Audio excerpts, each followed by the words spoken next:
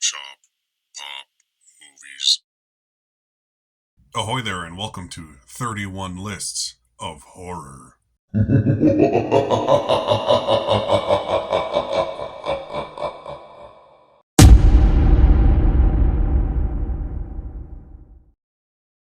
Ahoy there, this is Derek, the Convicted Cinephile, and if you're a convicted cinephile yourself, please like, share, and subscribe to the channel down below.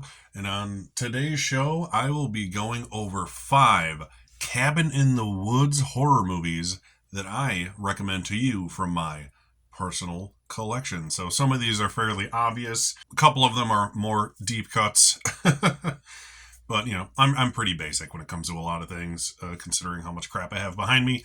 Some of these are just movies I love.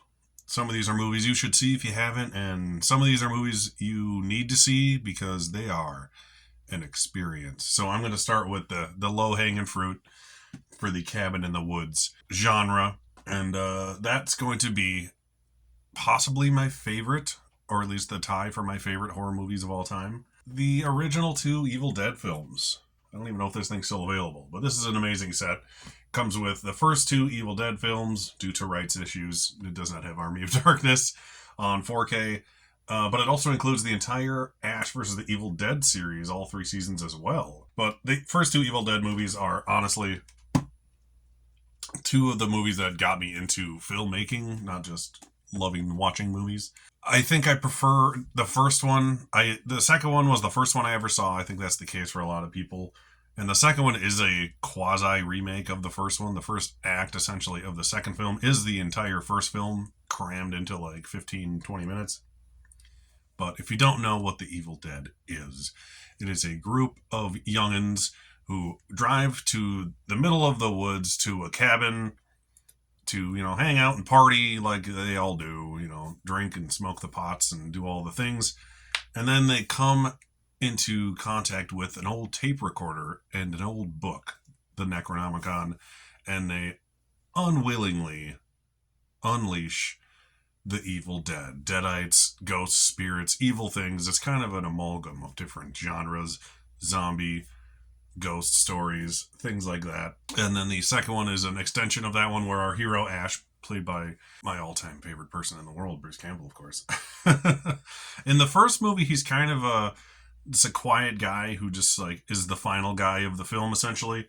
In the second one, he starts to become a little more badass, and by the time you get to the third Army of Darkness movie, he's just a caricature of himself at that point, and he's a hoot and a half, if I were to say so myself. But I love The Evil Dead. It's grimy, it's low budget, it's guerrilla filmmaking at its best, from Sam Raimi, one of my favorite directors as well.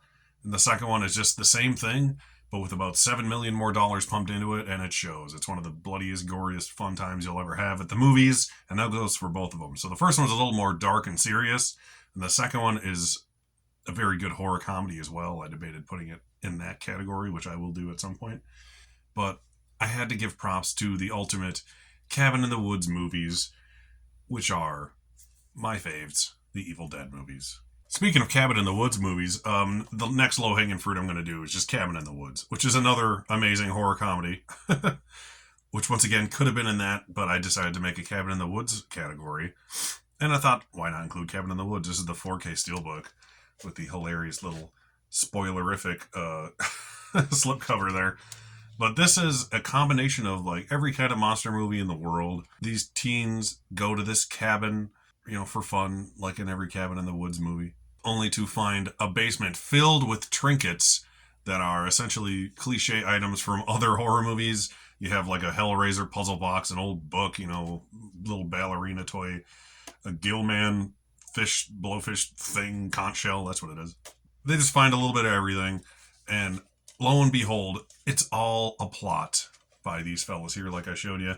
What it is the whole world, including Japan, which you'll see in the film, is basically summoning these evil creatures to put these teenagers as sacrifices so the evil overlords don't literally end the world and take over. So every little Cabin in the Woods cliche is a sacrifice from us to them. Is the gist of the plot. Sorry if I spoiled the twist for you, but it's a big part of the movie.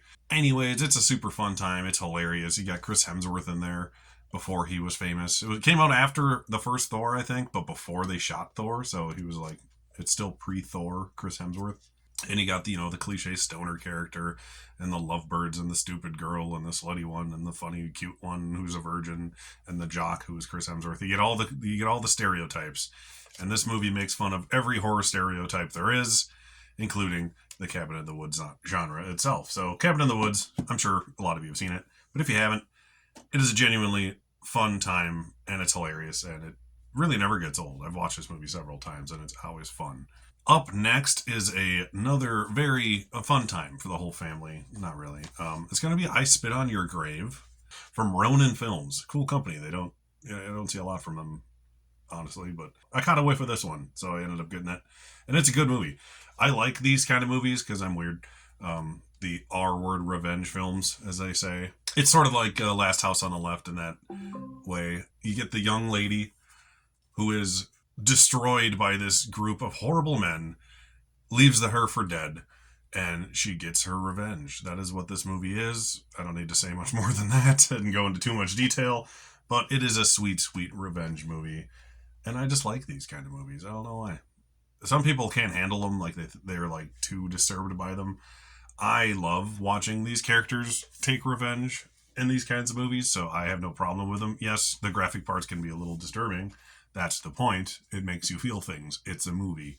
Last, but certainly not least, in this Cabin in the Woods genre recommendation I'm doing, it's the big one. Forget Evil Dead. Forget Cabin in the Woods. This movie is a true experience in horror. And that movie is Things. Have you seen this one? This is probably one of the deepest cuts I'll do in any of these videos, to be honest. I only have it on DVD. I had to get it because this is one of the most amazing, so bad it's good movies of all time. I did not include it on what will be the so bad it's good recommendation video because it fit this Cabin in the Woods theme even better, or as well, I should say. Because everyone out there needs to experience Things at some point. It is a shot on VHS Canadian horror film that's trying to rip off Evil Dead to a certain extent. It's got this handsome fella here with his little mustache and his buddies at the cabin. They essentially improvise this entire movie, which has no story whatsoever. Weird little demon creatures in a cabin. I can't even put into words how weird this movie is. It's just an anomaly of filmmaking, but it's an experience, like I said. You have to experience Things. If you want to get togethers with your buddies and have some bruchachos and watch a shitty movie that's both interesting, confusing, and hilarious all at the same time, you all need to experience Things. It's something else. I'll just say that. So those are my 5 Cabin in the Woods horror film recommendations from my collection. What have you seen? What haven't you seen? What are some of your favorite Cabin in the Woods movies? Let me know down in the comments, because I don't have a lot more than these 5. So if there's something I haven't seen, I want to know about it and I want to watch it too. So come back tomorrow for another list of horror that I will be giving to you. Once again, my name is Derek, the Convicted Cinephile. Please like, share, and subscribe to the channel down below. Thank you for watching, and I'll see you next time. Thank you so much for watching, everybody. Don't forget to like and subscribe to the channel, and channel memberships and merch are available on TeePublic and Spreadshop stores.